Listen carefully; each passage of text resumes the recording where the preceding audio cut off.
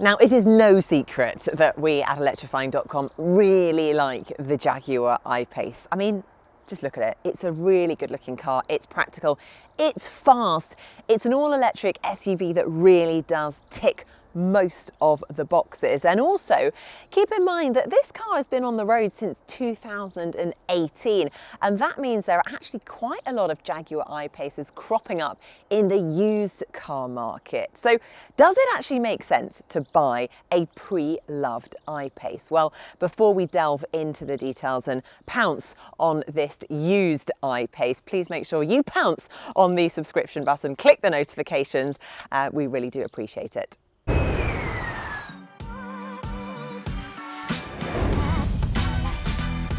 So first up, the I-Pace. It hasn't had that much change in its 3 years of being on sale. So actually, there aren't that many out-of-date models. You know, there's no sort of 1970s ruched leather on the seats or some avoid at all cost version that is going to feel much different to a brand spanking new one, which basically means it's going to make it much easier when looking for a second-hand I-Pace. So the basics, well, even for a pre-used car like this one, they're going to be largely the same as one from straight off the forecourt. They all come with a large 90 kilowatt hour battery pack. They all have 2 motors at the front and back to give just under 400 brake horsepower and all-wheel drive. Now, I think it's one of the best handling and most fun electric cars out there, and it really has been from the very start, which is actually probably why Ginny loves it so much. And actually, come to think about it, I think she was one of the jurors who actually voted it the 2019 World Car of the Year. So yes, we really are big fans of the I-Pace here at Electrifying. Another feather in its cap is that it's also a startlingly fast car, hitting 62 miles per hour from rest in under 5 seconds.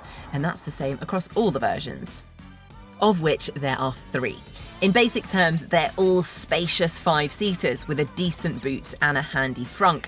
And all I-Paces are called EV400, with either S, SE or HSE after the name. Those few little letters let you know how much kit was thrown at the car as it left the factory. S being the basic spec, HSE being the fully loaded with cheese. It is a luxury car, mind you, so even the base S variant has plenty of nice things, including LED headlights, a 12.3-inch in-control infotainment system with DAB radio and a rear-view camera, plus automatic emergency braking, lane-keeping assistance and traffic sign recognition.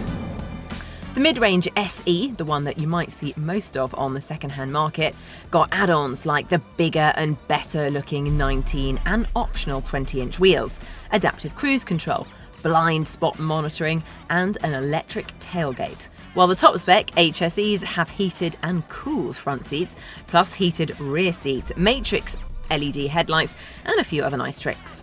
After that, it was all down to the options list, including things like giant 22-inch rims and a flashy paint. But essentially, it's just an options game. The car with the optional air suspension do feel a bit more comfortable though, and can lift themselves up a bit if you need to drive over some rough stuff, so they are worth looking out for. Honestly, I think all the models look really good, although perhaps the entry-level S model looks a little bit daft on a set of 18-inch wheels. This is the HSC on a set of 20-inch wheels, which I think look really good. But if you do find the right car, but perhaps doesn't have the right look, don't get too caught up on it, because it is actually really quite straightforward to change the set of wheels. Just bear in mind the additional cost. As ever, if the car has an option, you should test it and make sure it actually works. Poke it, prod it, make sure every button is working so that it does exactly what it says. Now, the I-Pace hasn't got any hugely worrying reliability issues, but it is always worth double checking. And do all the usual stuff too. Look for scrapes, any dents or dings to the bodywork and alloys, because none of that is particularly cheap to fix. Now, there have been some changes to the 2021 model, which includes some technical upgrades. There were also some different paint options available. Also, in the S version, they said goodbye to the 18-inch wheel and hello to the 19-inch wheel as standard.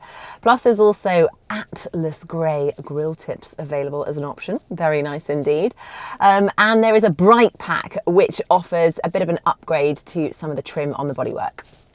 But other than that, I-Paces all look pretty much the same. From 2021, the new versions get 11 kilowatt onboard home charging, which might be useful in the future when home chargers get upgraded, or now if you can plug into an industrial supply at work.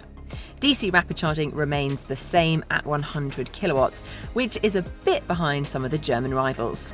Now the new cars also get a camera-toting rear view mirror. It's called Clear Sight, and it basically replaces the reflective view that you would normally see in the mirror with one from a camera lens. It's pretty good actually, I've got to say. This car also has a totally overhauled infotainment system called Pivi Pro. Now it does all sorts of cool, funky stuff, although it's wise to point out that none of Jaguar's infotainment gear has been without some criticism.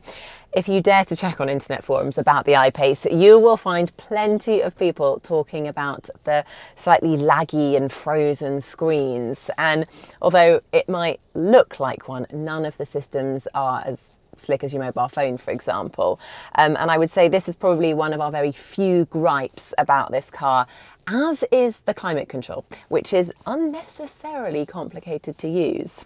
It's just not as straightforward as you'd hoped. If you want to change your seat temperature, you have to remember that you've got to push it in and then change the adjustment there. Then you've got to pull it back out if you want to change the fan speed. But then, hang on a minute, I want to change the temperature. So it's just overly complicated for what should be a really simple system. They did improve over time, and the I-Pace is capable of receiving over-the-air updates. So it's a matter of checking that everything is updated to the latest version. In fact, there were even some software tweaks to make the older cars more efficient, increasing the car's range by up to 12 miles. So it's really worth checking that any used I-Pace has received all the best software. The second thing is that there was actually a minor recall on I-Paces built from the 23rd of August 2017 until the 1st of April 2019, and that's to do with a slight change to the software that takes care of the brakes. Not the actual ones that rub together to stop the car, but instead the energy capturing regeneration side of it.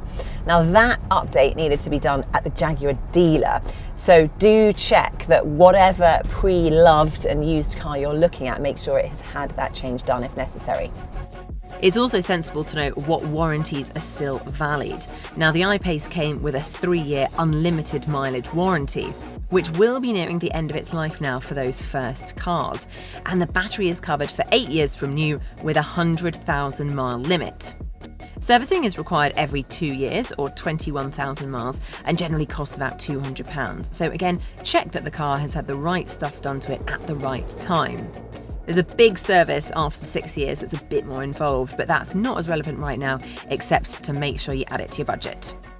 So we are pretty convinced that the I-Pace is a good thing, which means that it comes down to what sort of deal that you can get on a used one and, well, whether or not they're worth the money. Now, the cheapest car that we could find were hovering around the £35,000 mark, but I've got to say some of them did have some quite questionable histories and a few strange personalisations. I'd say that you probably need to get around £40,000 to get a really decent one.